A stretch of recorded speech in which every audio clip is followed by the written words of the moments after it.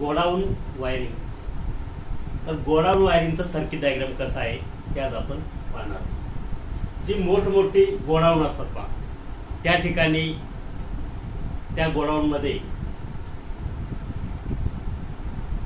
एक दोन असे घरांमध्ये जसे बल्ब असतात असं चालत नाही. तर लांबच्या लांब गोडाऊन असतात, त्यामुळे त्याला ठिकठिकाणी लाइटिंग व्यवस्था आणि त्या ठिकाणी असे एका ठिकाणून दुसऱ्या ठिकाणी लांबपर्यंत जात असताना त्या ठिकाणी आपल्याला स्विचेस ठेवलेले असतात. त्यामुळं काय होतं की एक स्विच चालू केला की एक बल्ब लागेल, पुढे थोड्या अंतरावर परत पुन्हा त्या बोर्डवरचा स्विच केला की पुढचा बोर्ड लागतो, बल्ब लागतो, त्याच्या पुढचा स्विच चालू की त्या पुढचा. अशी किती पण ज्या गोडाऊनची जेवढी लांबी असेल त्याच्या प्रमाणानुसार त्या ठिकाणी लाइटिंग पॉईंट दिलेले असतात. आणि रिटर्न येत असताना मागचे बल्ब बंद करत देखील येत आहेत. जे पुढे जाईल तसं मागच्या लाईटची गरज नाही, तसे बंद पण करता येतं.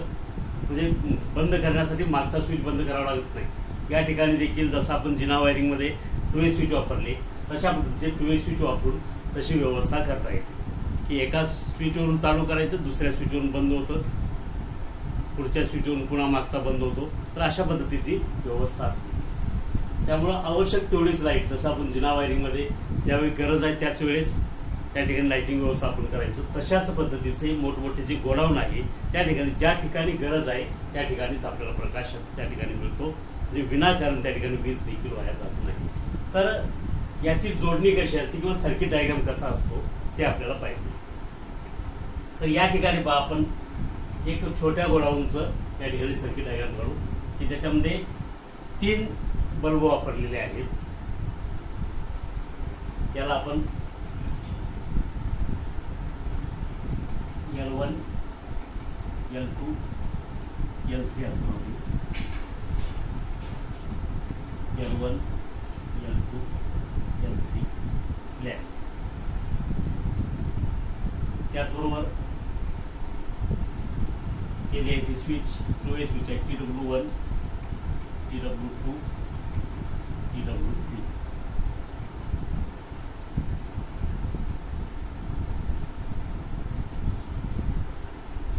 एक 2 स्विच.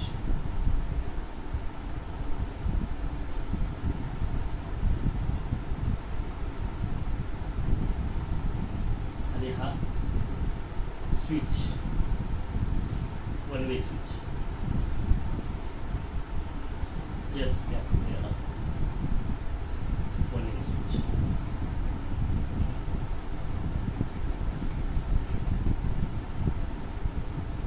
तीन लॅम्प घेतले, 3 2 स्विच घेतलेत आणि एक SP स्विच घेतला किंवा 1 वे स्विच घेतला.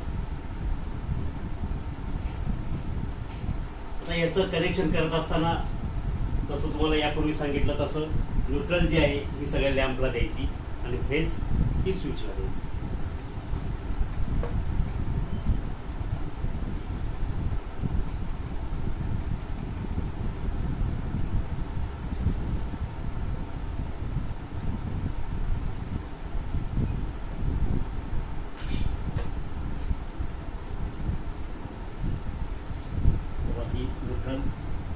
फेज किंवा लाईन, फेज किंवा लाईन असं म्हटलं जातं न्यूट्रल.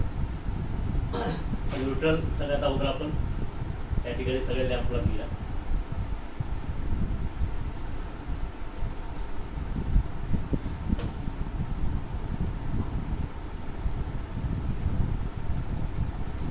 पहिल्या लॅम्पला न्यूट्रल दिली, त्यानंतर याच्यामधूनच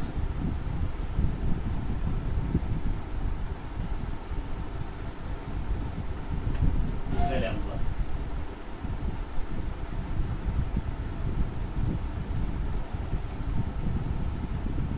लक्षात. न्यूट्रल लॅम्पला आली, त्या लॅम्पमधून दुसऱ्या लॅम्पला आली, दुसऱ्या लॅम्पमधून तिसऱ्या लॅम्प. सगळ्यात अगोदर न्यूट्रलचं कनेक्शन पूर्ण करून घेऊ आपण.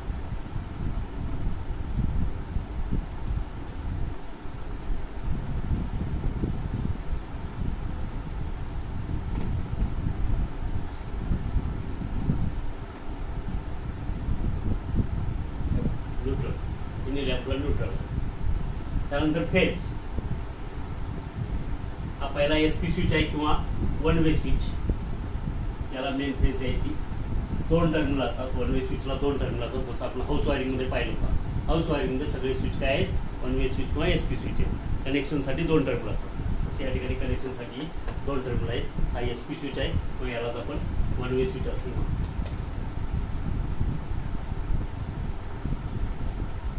हे झाली इथं. त्यानंतर याच्या दुसऱ्या टर्मिनलमधून आता 2 वे स्विचला द्यायचं. 2 वे स्विचमध्ये 3 टर्मिनल असतात. तुम्हाला यापूर्वी देखील सांगितलेलं आहे. 2 वे स्विचमध्ये 3 टर्मिनल असतात. त्यातला हा कॉमन टर्मिनल आणि हे 2 स्वतंत्र टर्मिनल. त्याच्यामध्ये हा कॉमन टर्मिनल, हे 2 स्वतंत्र. PW3 मध्ये हा कॉमन आणि 2 स्वतंत्र. तर अशा प्रकारचे हे सिम्बॉल आहे याचा 2 वे स्विचचा. काही वेळेस 2 वे स्विच असं पण असतं, जे पियानो टाईप आहेत आता निघालेले नवीन. 3 टर्मिनल असतात. जे मध्ये असतो तो कॉमन असतो हा, आणि 2 स्वतंत्र. तर आता या ठिकाणी आपण अशा पद्धतीने हे लक्षात ठेवा की जे वेगळा आहे एक तो कॉमन, हा कॉमन आणि हा कॉमन आणि 2 स्वतंत्र.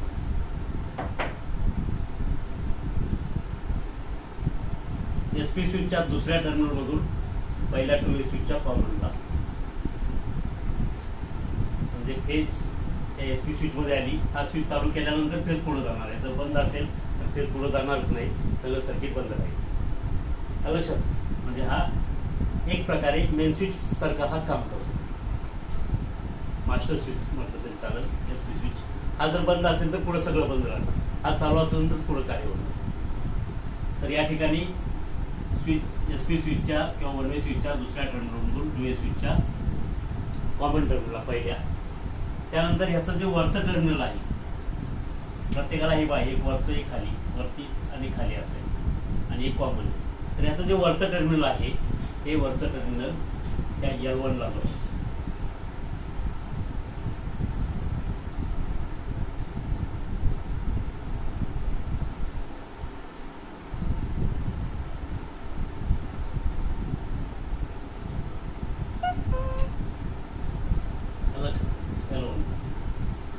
त्यानंतर दुसरं शिल्लक राहिलेलं टर्मिनल याच्यातून फेज या कॉमनला घ्यायची, पुढच्या स्विचच्या कॉमनला.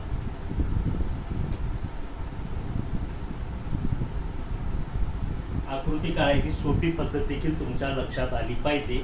त्यासाठी तुम्हाला कशी जोडणी करायची ते सांगते. म्हणजे अगोदर सगळे ॲक्सेसरीज काढून घ्यायचे, लॅम्प, स्विचेस, त्यानंतर मग न्यूट्रल जोडून घ्यायची, त्यानंतर फेज जोडायची, त्यानंतर ही हाफ वायर जोडायची. हे सोप्या भाषेत तुम्हाला, म्हणजे तुम्हाला देखील प्रॅक्टिस करता आली पाहिजे. आकृती एकदा पाहिल्यानंतर तुम्हाला तशा पद्धतीची जोडणी करता येईल. आता काय झाली, फेज दुसऱ्या 2 वे स्विचच्या कॉमनला आली. त्यानंतर 2 वे स्विचच्या या वरच्या टर्मिनलमधून L2, त्यानंतर दुसऱ्या 2 वे स्विचच्या दुसऱ्या खालच्या टर्मिनलमधून परत तिसऱ्याच्या कॉमन.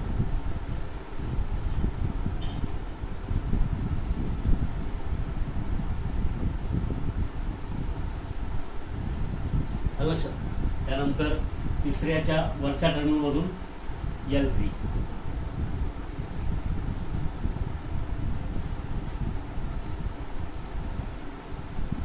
आणि तिसऱ्या 2 वे स्विचचा खालचा जो टर्मिनल आहे हा, तिथं काहीच वायर जोडायचं आहे असं. तर या ठिकाणी हे सर्किट डायग्राम पूर्ण झालेला आहे. आता याची कार्यप्रणाली, वर्किंग कसं चालतं ते आपण पाहू. जोडणी पुन्हा एकदा पहा. अगोदर न्यूट्रल आपण सगळ्या लॅम्पला जोडून घेतलेले आहे, एक एक टोक. न्यूट्रलचं कनेक्शन पूर्ण झालं. हेच जो पहिला स्विच आहे हा वन वे स्विच किंवा SP स्विच आहे, याच्या कोणत्याही एका टर्मिनलला जोडायची. दुसऱ्या टर्मिनलमधून पहिल्या 2 वे स्विचच्या कॉमनला, पहिल्या 2 वे स्विचच्या वरच्या टोकातून पहिल्या लॅम्पला शिल्लक जे टोक टर्मिनल राहिलं आहे त्याला, त्यानंतर दुसऱ्या खालच्या टोकातून दुसऱ्या 2 वे स्विचच्या कॉमनला, याच्या दुसऱ्या 2 वे स्विचच्या वरच्या टर्मिनलमधून दुसऱ्या लॅम्पच्या शिल्लक राहिलेल्या टर्मिनलला इथं, आणि त्याचं दुसरं टोक जे आहे खालचं ते तिसऱ्या 2 वे स्विचच्या कॉमनला. तिसऱ्या 2 वे स्विचचं कॉमन पुढे जोडलं म्हणजे फेज आली इथं, आणि शिल्लक राहिलेलं वरचं जे टर्मिनल आहे तिसऱ्या लॅम्पच्या शिल्लक राहिलेल्या या टर्मिनलमध्ये, आणि जे चौथं टर्मिनल खालचं शेवटचं टर्मिनल आहे टू वे स्विचचं शेवटचं टर्मिनल जे आहे खालचं, तर त्याला काहीच वायर जोडायचं. तर अशा पद्धतीने सर्किट डायग्राम पूर्ण झाली. आता या ठिकाणी कार्यप्रणाली पहा, सर्किट कसं पूर्ण होतं आणि कसे लॅम्प लागतात आणि कसे बंद होतात ते फार महत्त्वाचं आहे आणि इंटरेस्टेड आहे. या ठिकाणी पहिला स्विच चालू केला. पहिला स्विच म्हणजे काय आहे? वन वे स्विच आहे, master switch, master of multiple चालू. हा स्विच चालू केल्यावर काय होते आपण बघू. आता पोझिशन सगळ्या स्विचची, या तिन्ही स्विचची टू वे 1, 2 आणि 3ची वरच्या स्थितीमध्ये आहे. या ठिकाणी पहा दिसतं असं वरच्या स्थितीमध्ये लक्षात, म्हणजे खाली हे बंद आहे सध्या. त्याला बंद स्थिती नसते, वरती गेले की वरून चालू, खाली गेले की खालून चालू. टू वे स्विचचा गुणधर्म आहे की टू वे स्विचमध्ये बंद अवस्था नसते. वरती एकदा चालू, वरती गेला की खाली गेला की खालून चालू. तसं SP स्विचचं किंवा वन वे स्विचचं नाही. हा एकदा चालू केला की चालू, बंद केला की बंदच, म्हणजे याच्यामध्ये बंद अवस्था आहे. आता वन वे स्विच पहिला चालू केला,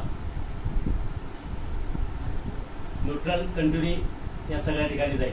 न्यूट्रल इथं आली, इथं आली, ही कायमस्वरूपी इथं न्यूट्रल आहे. आला लक्षात. आता फेज काय होईल पहा. फेज इथून स्विचमध्ये आलेली आहे, स्विच चालू केलेला आहे आपण, वन वे स्विच चालू केला. चालू केल्यामुळं फेज पुढं जाईल, ती टू वे स्विचच्या पहिल्या टर्मिनलमध्ये येईल आणि हा वरतीच आहे ऑलरेडी, इथं आपण काय बदल केलेला नाही, फक्त हा स्विच चालू केला त्यामुळं फेज इथंच आहे.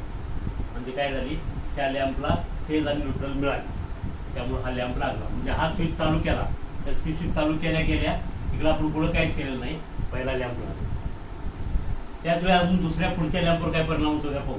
पुढच्या लॅम्पला काय झालं, इथं न्यूट्रल आली, परंतु फेज कुठं आहे, फेज इथंपर्यंत आलेली आहे आणि इथून इकडे गेली, त्याच्यामुळे इकडे फेज जातच नाही. जर हा जेव्हा आपण खाली करू तेव्हा ती फेज पुढे जाणार आहे. म्हणजे या कंडिशनमध्ये फक्त लॅम्प नंबर 1 लागेल.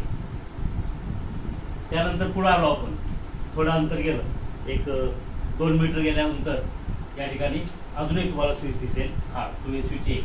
हा काय करायचा, पहिलाच वरती आहे, इथं येईपर्यंत या बल्बचा उजेड होता. अरे लक्षात पण आता मग पुढे तुम्हाला स्विच दिसला, मग हा काय करायचा, खाली करायचा. वरच्या वेळी तो वरती होता, तो खाली करायचा. खाली केल्यामुळे आता काय होईल पहा, इकडून जी फेज आली होती ती फेज इथं आली, इथून इकडे गेली, इथं आली, अरे लक्षात, इथं आली आणि इथून हे स्विच अगोदरच वरती आहे, म्हणजे फेज इथंच आहे.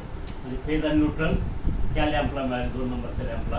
परंतु इथून इकडे याला मिळते का आता, नाही, कारण इथं ओपन झालं, इकडे फेज जात नाही, याची बंद झाली फेज मिळायची, याची फेज मिळायची बंद झाली, कट झाली आणि ती फेज काय झाली, हा स्विच खाली केल्यानंतर ह्या मार्गे असा करंट जाऊन इथं फेज आली. पुढच्या ह्याला मिळते का, तर नाही, कारण ह्याला इकडे फेज जात नाही अजून.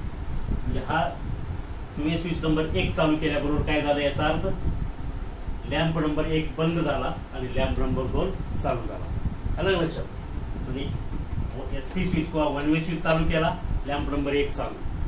त्यानंतर टू वे स्विच नंबर 1 खाली केला, लॅम्प नंबर 1 बंद आणि लॅम्प नंबर 2 चालू. आलं लक्षात. त्यानंतर टू वे स्विच नंबर 2 आता हा खाली करा, असं केला तर काय होतंय की इथं फेज आलेली जी इकडे जात होती ती इकडे बंद झाली, म्हणजे हा लॅम्प बंद झाला, लॅम्प नंबर 2 बंद झाला. परंतु लॅम्प नंबर 3 मध्ये पहा की फेज इथून इथं आली, इथून इथं येऊन हा वरतीच आहे अगोदरच, इथं फेज मिळाली. म्हणजे काय झालं, टू वे स्विच नंबर 2 खाली केला, खालच्या स्थितीमध्ये चालू केला, तर लॅम्प नंबर 2 बंद झाला आणि लॅम्प नंबर 3 चालू झाला. त्यानंतर पुढचा टू वे स्विच नंबर 3 हा खाली केला. आता काय होईल, मग हा खाली केल्यानंतर इकडे जी फेज जात होती ती बंद होईल, म्हणजे लॅम्प नंबर 3 ऑटोमॅटिक बंद जाईल. त्यानंतर फेज इथं आली आणि याला कुठेही कनेक्शन नाही, म्हणजे फेज कुठंच जात नाही, म्हणजे सगळंच बंद. टू वे स्विच नंबर 3 खाली केला, सर्व सर्किट बंद झालं. अलग लक्षात पहा. SP स्विच किंवा वन वे स्विच चालू केला, लॅम्प नंबर 1 चालू झाला. टू वे स्विच खाली केला, लॅम्प नंबर 1 बंद झाला आणि लॅम्प नंबर 2 चालू झाला. त्यानंतर टू वे स्विच नंबर 2 खाली केला, लॅम्प नंबर 2 बंद झाला आणि लॅम्प नंबर 3 लागला, चालू झाला. त्यानंतर टू वे स्विच नंबर 3 खाली केला, सगळंच बंद झालं. काम तुमचं संपलेलं आहे, तुम्ही त्या एंडला गेले. आता पुन्हा तुम्हाला गोडाऊनवरून रिटर्न यायचं आहे, मग तुम्ही काय करणार, इकडून आता इकडे जाणार मागं. म्हणजे हा स्विच तुम्ही स्विच नंबर 3 वरती केला तर काय होईल, हे सगळे इकडून खाली आहे ते आहेच, हे जाशी याला जाईल. आलं का लक्षात? आणि न्यूट्रल आलेलीच आहे. म्हणजे तुम्ही स्विच नंबर 3 वरती केला, लॅम्प नंबर 3 लागला. त्यानंतर पुन्हा तुम्ही रिटर्न इकडं आले, अलीकडं हा स्विच वरती केला, 2 नंबरचा तुम्ही स्विच वरती केला तर इकडची फेज कट झाली, म्हणजे लॅम्प नंबर 3 बंद झाला आणि लॅम्प नंबर 2 लागला, प्रकाशित झाला. त्यानंतर पुन्हा तुम्ही काय झाले, मागे आले, अजून हा स्विच वरती केला तर इकडची फेज बंद झाली ही, म्हणजे लॅम्प नंबर 2 बंद झाला आणि लॅम्प नंबर इकडून ह्या मार्गी फेज याला मिळेल, लॅम्प नंबर 1 ला लॅम्प नंबर 1 चालू झाला, 2 बंद झाला, 1 चालू झाला. त्यानंतर पुन्हा मागे आले, हा स्विच जो वन वे स्विच आहे हा चालू होता तो हा बंद केला, हा बंद केला की फेज इथून पुढे जातच नाही, त्यामुळे संपूर्ण सर्किट बंद झाला. लक्षात?